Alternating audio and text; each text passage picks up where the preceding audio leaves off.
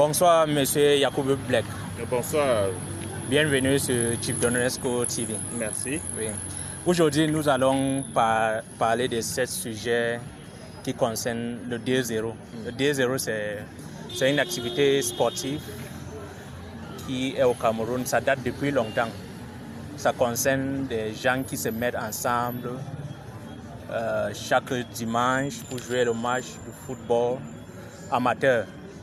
Ça peut être une famille, ça peut être des gens de même quartier, même de même entreprise qui viennent ensemble et pour jouer avec le principal objectif qui est de se mettre en forme et d'être en bonne santé. Mais plus le temps passe, on constate que cette activité sportive est en train de muter et ça devient autre chose aujourd'hui. Il y a des cas où les gens se lèvent le matin, ils disent qu'ils sont en train de partir ou 2-0, mais c'est à 22h ou parfois même à minuit que certains individus rentrent chez eux. Vous êtes journaliste et patron de presse. Est-ce que cette activité a un impact négatif sur le rendement des employés dans l'administration publique ou même dans l'entreprise? Merci déjà pour cette question, cette problématique qui touche vraiment notre société aujourd'hui parce que les clubs 2-0, comme nous le savons, c'est normalement dans l'essence, c'est quelque chose de bien, mais sauf que dans l'applicabilité, on se retrouve souvent avec des individus qui sortent de la maison très tôt le matin, de fois à 6h, et qui reviennent à 22h.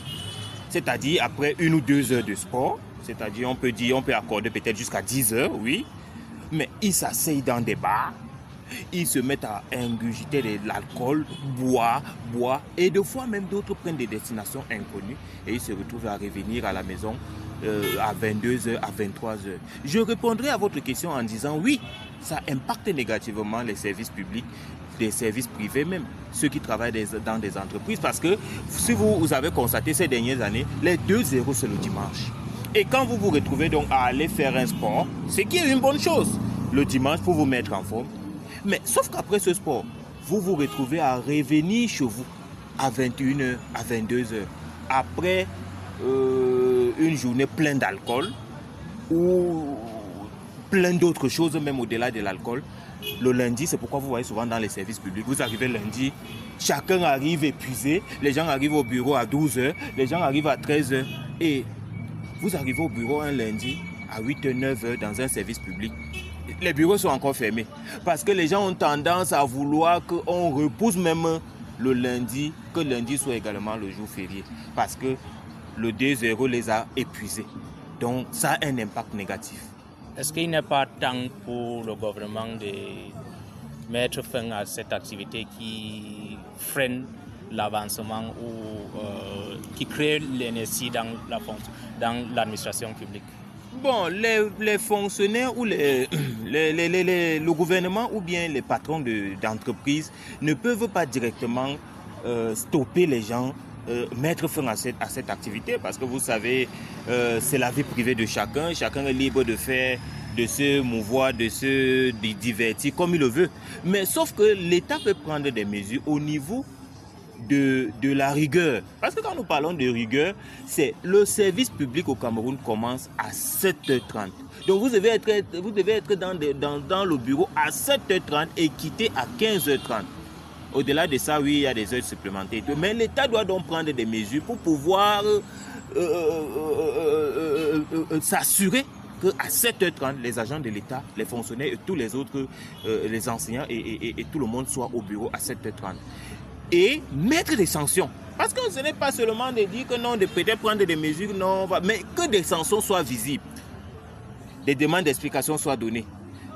Dans un service, dans une administration, si on arrive à 7h30, on ne vous retrouve pas, qu'on vous donne une demande d'explication qui sera poursuivie si vous ne répondez pas à cette demande d'explication, des sanctions. En faisant ainsi, quelqu'un va donc avoir en tête que le 2-0, si que je pars faire le dimanche, je ferais mieux de rentrer à la maison au moins à 15h ou bien à 13h pour pouvoir me reposer. Et on constate aussi que les D0, ça concerne beaucoup plus les hommes. Mais le dimanche, au stade, on voit que parfois, il y a plus de filles.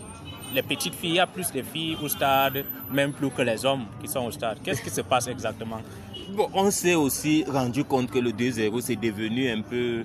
Est-ce que c'est devenu un lieu de rencontre? C'est un lieu de rencontre, justement, où chacun se donne rendez-vous avec une petite. Elle vient l'attendre en bordure du stade. Quand ils finissent, donc, ils partent un peu boire. Après, ils continuent à autre chose. Donc, vous constatez que quand madame sait que vous êtes sorti pour le 2-0, elle est à la maison tranquillement avec les enfants. Vous donnez donc rendez-vous à une petite que vous n'avez pas pu peut-être rencontrer au courant de la semaine, peut-être à cause du travail au bureau. Donc c'est une opportunité donc, de profiter donc, derrière ce 2-0 pour pouvoir donner des rendez-vous. Et beaucoup de fonctionnaires, beaucoup des hommes mariés le font actuellement. Et au-delà même des petites qui sont là, il y a également des personnes qui profitent de cette occasion quand on sait que le délégué tel ou bien monsieur le directeur de telle chose est dans tel 2-0. Ils calculent donc pour venir donc lui tendre l'embuscade directement au stade. Parce que vous savez, généralement dans les services publics, quand vous arrivez, des fois le protocole, ce n'est pas facile de rencontrer un directeur, un doyen, un ministre de n'importe comment, sans une raison valable, sans une raison sans une bonne raison crédible. Vous ne pouvez pas vous pointer là, je veux voir le ministre, machin, vous raconter des histoires, vous laisse le rencontrer parce que ce sont des gens qui ont des emplois du temps suffisamment surchargés. Donc, c'est généralement souvent lors des 2-0 que la plupart des gens se disent ok, il fait généralement son sport chaque dimanche à Omnisport, à tel, je peux donc faire escale de ce côté-là et rencontrer le ministre, rencontrer le directeur, etc. Donc voilà les stratégies que les gens adoptent. Le principal objectif de 2-0, c'est de se mettre en forme, être en santé. Mais on constate qu'il y a des gens qui sont dans les 2-0, ça fait 5 ans, 6 ans, 10 ans, le même gros ventre qu'ils avaient, il y a de là 5 ans, c'est toujours peut-être le ventre a même doublé. Voilà. Quand on voit ces gens, physiquement, on voit qu'ils ne sont pas en bonne forme. Oui, justement, parce que bon, on va quand même nuancer, parce qu'il y a quand même certains 2-0 qui sont là vraiment pour le 2-0. Il y a donc maintenant le 2-0 qui est donc dans la déperdition, qui est donc un ensemble de tout. Dans ce genre de 2-0, je connais des gens qui sont dans les 2-0 plus de 10 ans aujourd'hui, mais le ventre n'a pas bougé. Moi-même qui ne suis pas dans un 2-0, je suis plus en forme, j'ai une bonne hygiène de vie que eux. Parce que les gens doivent comprendre, c'est vrai, je ne suis pas médecin, je ne suis pas du domaine de la santé, mais vraiment, vous ne pouvez pas aller faire un sport pendant 2 heures de temps et aller boire 10 bières.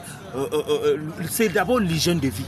Je pense que les médecins et les personnels de santé ne peuvent pas me démentir que nous pouvons d'abord, pour mieux contrôler son corps, notre aliment, nous devons d'abord contrôler notre alimentation et savoir maintenir une bonne hygiène de vie pour pouvoir donc voir notre ventre baisser. Parce que le ventre ne peut pas baisser au moment où vous venez au stade, vous faites 2 tours de stade, vous coulez la sueur, ce qui est une bonne chose, et vous repartez 5 minutes après, boire 10 bières, 10 castels et penser que 10 ans après le ventre va bouger. Même 10 ans après le ventre ne va pas bouger. Merci pour